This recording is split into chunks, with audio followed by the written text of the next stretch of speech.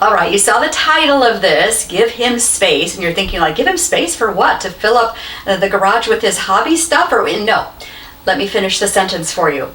Give your husband space to talk without you jumping in and filling the empty space, the silence, with your words. Here's how this works, I think, for most husbands and wives, the dynamic in terms of communication.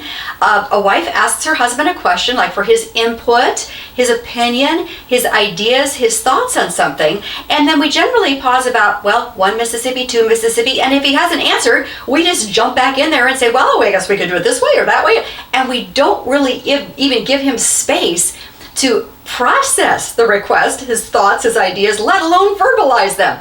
And this is where men and women are just wired so differently, and we have to understand that, ladies. Women, we just process lightning speed and we verbalize so quickly our thoughts and ideas, but most men, and I'm generalizing here, most men are a little slower to process that request for verbal communication and to put their ideas and thoughts and opinions into words. So give them some space. Pause for a moment and wait beyond 1 Mississippi, 2 Mississippi before you jump back in there. You might even need to walk away for 10 minutes or an hour even, letting him really think about your request for input or his opinion or his idea on something.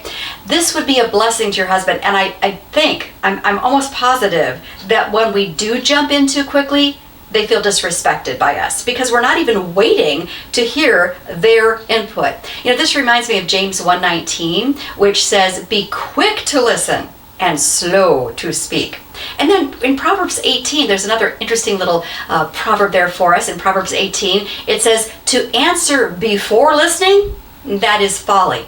Ooh, okay. So next time that you ask your husband for his opinion, his thought on something, pause, give him some space to actually process the request and to verbalize. I know he will feel so much more respected, and he'll probably be much more likely to want to talk with you because it'll be a two-way conversation instead of one person dominating.